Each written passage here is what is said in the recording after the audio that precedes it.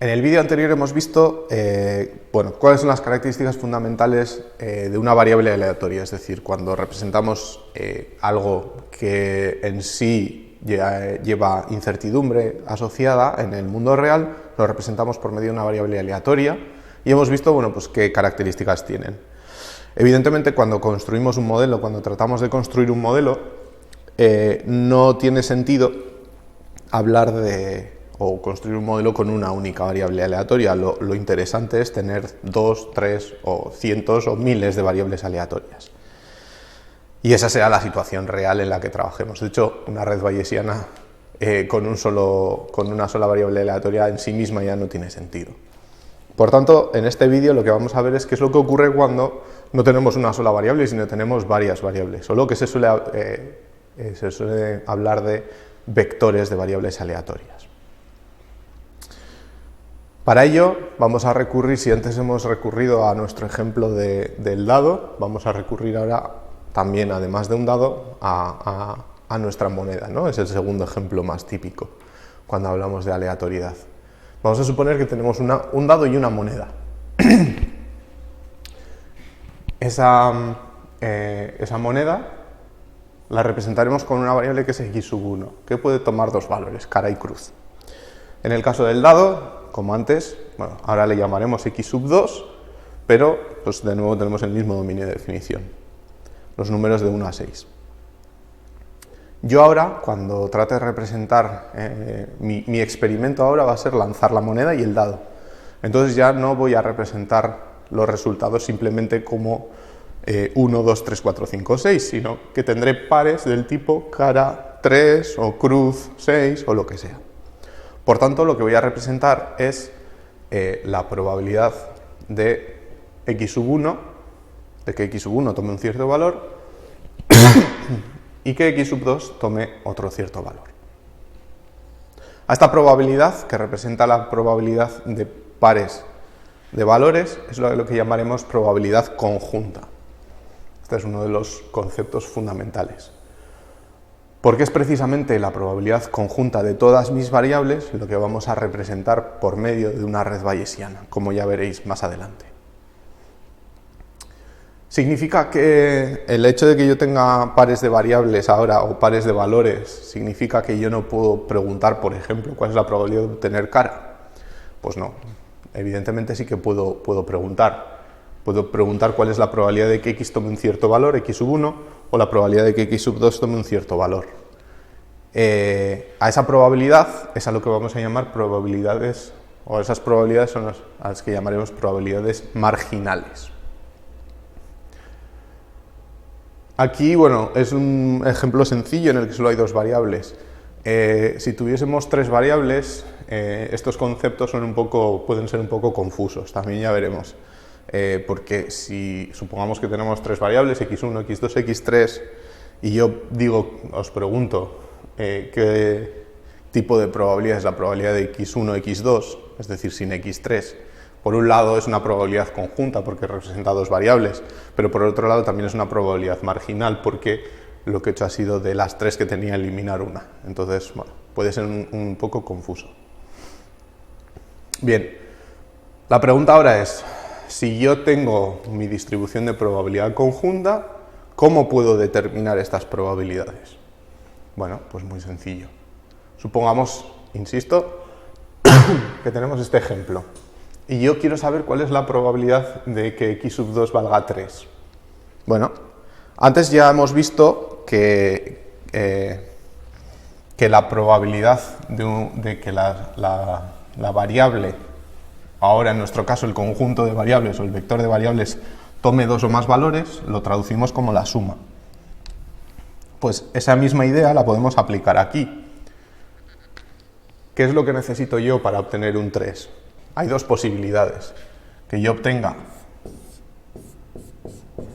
cara y un 3, o que obtenga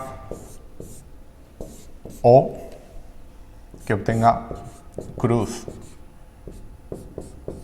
y un 3. Por tanto, esta es la situación en la cual yo puedo obtener en x2 un 3. Por tanto, ¿cómo calcularé la probabilidad de que x2 sea igual a 3?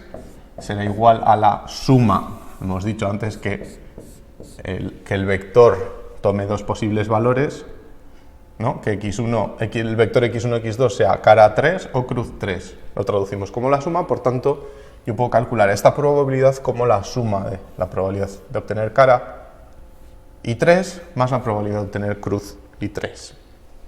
¿De acuerdo?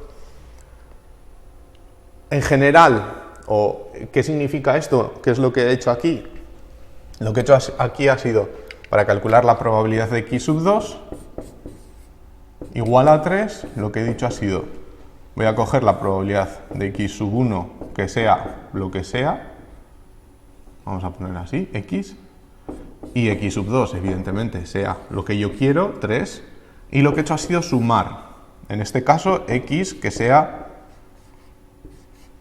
cara o cruz. ¿No? Esta ecuación es exactamente lo mismo que aquí. ¿Pero qué es esto? Esto en realidad es el dominio de definición. ¿Qué es lo que estoy haciendo en realidad aquí?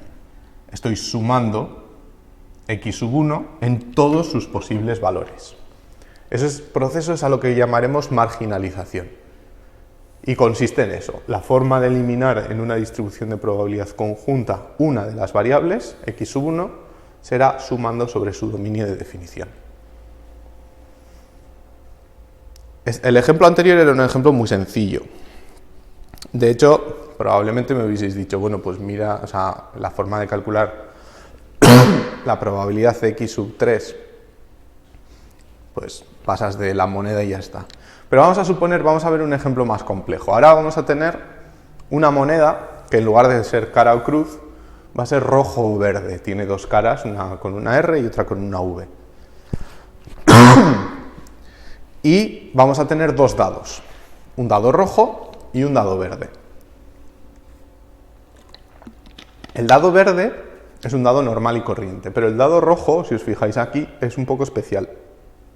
No se ve muy bien, aquí hay un 6 en esta cara, pero aquí tenemos un 2 y aquí también tenemos un 2.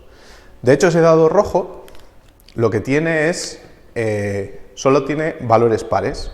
Tiene, bueno, pues los valores 2, 4 y 6. Solo que repetidos, cada uno en dos caras. Y nuestro experimento va a consistir en lo siguiente. Primero lanzamos la moneda. Si la moneda sale rojo, si el resultado es R, entonces lanzamos el dado rojo. Si la moneda es verde, o sea, si el resultado de la moneda es verde, lanzamos el dado verde. Y como decía, la peculiaridad es que el dado rojo solo tiene valores 2, 4 y 6. Ahora ya las cosas no son tan evidentes, ya no son tan simples. El resultado de mi experimento, exactamente igual que antes, el resultado de mi experimento va a ser pares del tipo rojo 4, por ejemplo, o verde 2. Pero ahora ya la distribución que estamos representando es un poco más compleja, porque existe una dependencia entre el resultado de los dados y la moneda, evidentemente, como podéis entender. Entonces, ahora yo podría preguntaros, bueno, ¿cuál es la probabilidad de obtener en el lanzamiento de la moneda rojo y en el lanzamiento del dado un 1? Bueno, es una pregunta con trampa, evidentemente. Hemos dicho que si el lanzamiento del dado de la moneda es rojo, lo que vamos a lanzar es el dado rojo. Y el dado rojo no tiene ningún 1, solo tiene números pares. Por tanto, esta probabilidad será 0.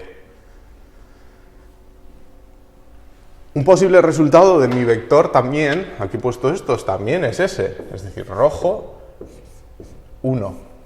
De hecho, también rojo 3 y rojo 5. ¿Qué es lo que ocurre? Que por cómo es mi distribución de probabilidad, esa distribución de probabilidad conjunta de x1, x2, la probabilidad de estos tres eventos, de esas tres observaciones, va a ser 0. No pueden darse, jamás se dan. ¿De acuerdo? Bueno, Pero ¿qué pasa si yo pregunto? Bueno, vale, de acuerdo. Vamos a ver otro resultado. Rojo, 2. Que no es ninguno de estos de aquí. Bien, ¿cómo puedo determinar cuál es la probabilidad de obtener de que x sub 1 sea rojo, x sub 2 sea un 2? Bueno, pues si seguimos, digamos, el proceso real por el cual se generan estos datos, lo que nos vamos a encontrar es que, por un lado, lanzamos la moneda. Por tanto, lo primero que necesitaría yo saber es cuál es la probabilidad de x sub 1 igual a rojo. ¿Sí? Y luego, de alguna manera, lo que tendré que considerar es, bueno, vale, yo ya sé, porque estoy calculando esta probabilidad que ha salido rojo, sé que tengo rojo y por tanto he lanzado mi dado rojo. Entonces, de alguna manera yo lo que tendré es, vamos a ponerlo así, la probabilidad para el dado rojo de que obtenga un 2. Bien, ¿de qué manera puedo calcular yo o cómo utilizo estas dos probabilidades para calcular esta? Pues si bien antes veíamos que cuando teníamos un subconjunto de valores teníamos que sumar, en este caso lo que vamos a hacer va a ser, tenemos la probabilidad, tenemos que ver cuál es la frecuencia, con qué frecuencia obtenemos rojo, y dentro de esos eventos en los cuales obtenemos rojo, en cuántos obtenemos un 2. Por tanto, lo que vamos a hacer para obtener para obtener la frecuencia en la que se dan los dos eventos a la vez, es decir, tener rojo y además un 2, es decir, antes hablábamos del O lógico, ahora estamos hablando de un I, es multiplicar esas dos probabilidades. Pero lo que me interesa sobre todo es esta probabilidad de aquí y entender esta probabilidad de aquí, porque es un tipo de probabilidad que es, al principio cuesta entenderla. En este ejemplo es sencillo de verla, pero a veces cuesta entender ese tipo de probabilidad y es fundamental para las redes bayesianas. Esta probabilidad de aquí lo que viene a decir es cuál es, se suele representar realmente así, que es la probabilidad de obtener un 2 cuando yo ya sé que he obtenido en el lanzamiento de la moneda rojo. Por tanto, sé que he lanzado el dado rojo y entonces puedo determinar la probabilidad. Si es equiprobable todos, no hay sesgos, etc., estaríamos hablando de un tercio. Esa probabilidad es lo que ya diremos cuál es la probabilidad de que x sub 2 sea igual a 2, dado que, y lo representaremos con una raya así, dado que yo sé que x sub 1, el resultado de lanzar x sub 1 es igual a rojo. Es decir, si yo pongo aquí una coma, significa que yo no sé, estoy considerando todas las posibilidades, que salga rojo o que no salga. Si yo pongo esto, que es lo que hay después de la raya, es una condición, es decir, aquí no hay incertidumbre, esto ha ocurrido, yo sé que ha ocurrido, ¿vale? Por tanto, podría poner esto como, en realidad, en lugar de ponerlo así, como dado que x sub 1 es igual a rojo. ¿De acuerdo? Por tanto, podré escribir la probabilidad conjunta x1, x2 como la probabilidad marginal, ya vamos a ponerles nombres a las probabilidades, de x sub 1 por la probabilidad, esta probabilidad de aquí, que es la probabilidad condicionada. ¿Cuál es la probabilidad de x sub 2? Dado que yo sé cuánto vale x sub 1. Yo sé que x sub 1 ha sido rojo. Esta probabilidad de aquí es lo que se conoce como probabilidad condicional. ¿De acuerdo? Por tanto, tenemos tres tipos de probabilidades.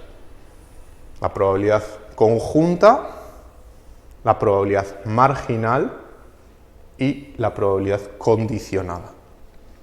Esos tres conceptos son fundamentales para entender las redes bayesianas. Y el interpretarlos adecuadamente también es importante. ¿De acuerdo? Insisto, aquí existe incertidumbre respecto a ambas. Estoy considerando todas las posibilidades. Aquí existe incertidumbre respecto a esta.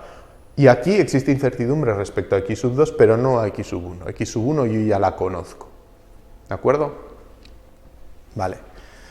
Esa ecuación de ahí, en realidad, se puede generalizar y se puede decir que si yo tengo n variables aleatorias, x1 hasta x sub n, puedo descomponer, puedo factorizar, convertir esta probabilidad conjunta en un producto de probabilidades de la siguiente manera.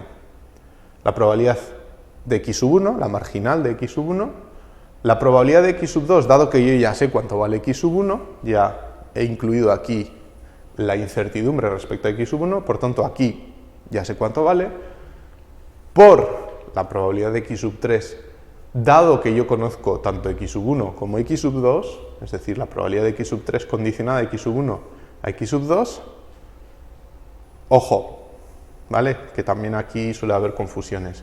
Esto significa la probabilidad de x sub 3 que está x sub 3 condicionada a x sub 1 y x sub 2. No significa que x sub 3 está condicionada a x sub 1 y luego tengo x sub 2, ¿de acuerdo? Sin condicionar. Siempre todo lo que hay después de la rayita es la condición para lo que hay antes de la rayita. Y así multiplicaría todas las probabilidades hasta llegar a la probabilidad de x sub n, conocido, o dado que yo sé, x sub 1, x sub 2, hasta x sub n menos 1. Esto es lo que se conoce como la regla de la cadena, ¿de acuerdo? Y es muy importante, es una de las bases por las cuales las redes bayesianas nos van a permitir simplificar las distribuciones de probabilidad. Un hecho importante es que esta ecuación se cumple siempre, ¿vale? En el ejemplo del dado anterior había un caso concreto, es un problema muy concreto en el cual parece que lo que tenía sentido era decir x sub 1 y x sub 2 dado x sub 1, porque físicamente, en la realidad, x sub 2, lo que ocurra con x sub 2 dependía realmente de lo que ocurra con x sub 1. Pero es importante tener en cuenta que esta regla de la cadena se cumple siempre, independientemente del hecho físico que haya detrás de lo que estamos modelando, y que se cumple, y esto también es muy importante, se cumple siempre independientemente de cómo ordene yo las variables. Es decir, dicho de otro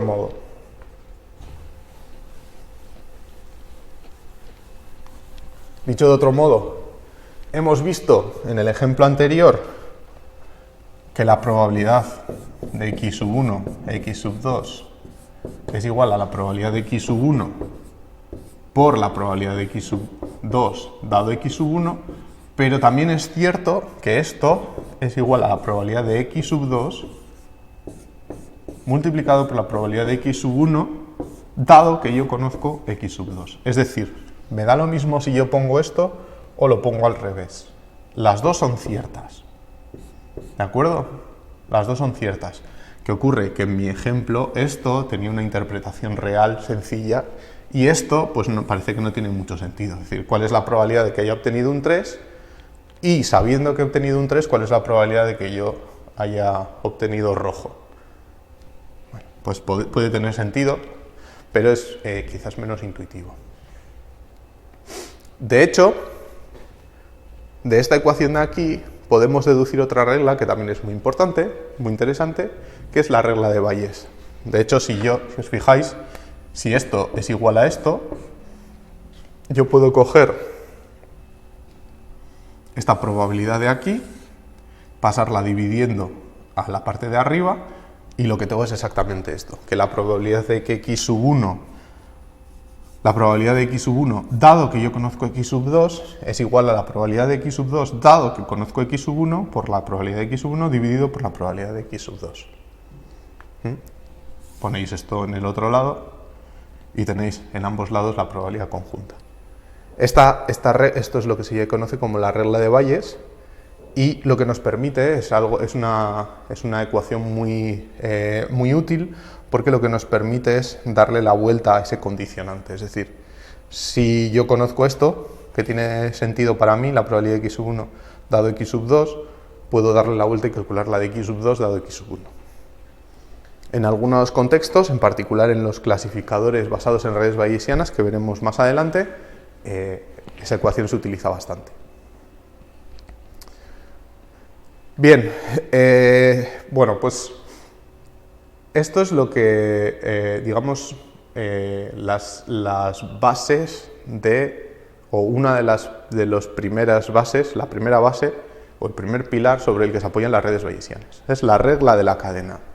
Vamos a ver ahora la otra, que es fundamental, que es cómo puedo simplificar lo que hay por aquí. Y es el concepto de independencia e independencia condicional. Vale.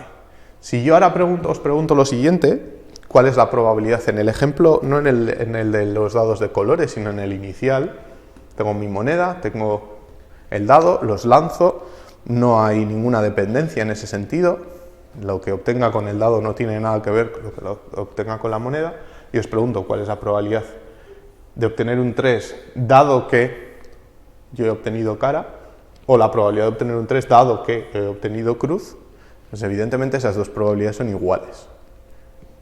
Dicho de otro modo, me da lo mismo si he obtenido cara o cruz. Para saber si he obtenido un 3, solo va a depender del dado. A diferencia de lo que ocurre, insisto, en el caso de los dados de colores. Por tanto, diremos que x2 y x1 son independientes, ¿no? Entendemos que físicamente el lanzamiento es independiente, no tiene nada que ver una cosa con la otra. Matemáticamente diremos que x e y son variables aleatorias independientes cuando se cumple esto, que la probabilidad de x dado y, cuando yo conozco y, la incertidumbre que tengo respecto a x es la que tengo sin conocer y, es decir, me da lo mismo lo que valga y, lo puedo quitar de ahí, me sobra ese condicionante. Y lo mismo al revés, la probabilidad de y, la incertidumbre que tengo respecto a y, condicionado a que yo sé cuánto vale x, me da lo mismo lo que valga x, la puedo quitar. Es decir, estas dos probabilidades son la probabilidad de que x sub 2 sea igual a 3. ¿Vale? Si venimos aquí, si os fijáis, teniendo en cuenta esto de aquí, si x e y, x1 y x2 son independientes, hemos dicho que la probabilidad de x sub 2 condicionada a x sub 1 me da lo mismo lo que valga x sub 1, por tanto puedo quitarlo de aquí. Y entonces lo que tengo es esto de aquí, que la probabilidad de x sub 1 y x sub 2 es el producto de las marginales, que es la otra forma de definir la independencia, la forma más clásica. La probabilidad conjunta es igual al producto de las marginales. Esto se cumple siempre y cuando x e y sean independientes. Y lo de arriba también. El concepto lo podemos generalizar. Si nos fijamos en esta ecuación, bueno, o en las ecuaciones anteriores, mejor dicho, en esta ecuación de aquí, x dado y, paso de y, me sobra y, ¿qué ocurre si hay una variable más aquí? Imaginaros la probabilidad de x, dado que yo conozco y z. Si x e y conocido z son condicionalmente independientes, entonces lo que se cumple es lo siguiente, que la probabilidad de que x dado y z, si yo conozco z, me sobra lo que diga y. Por tanto, es la probabilidad de que x dado z. Y lo mismo al revés, la probabilidad de y dado x y z, si yo conozco z, x no me dice absolutamente nada sobre y. ¿Vale? Esta es una probabilidad un poco más complicada de entender o de verlo, pero lo veremos en un ejemplo.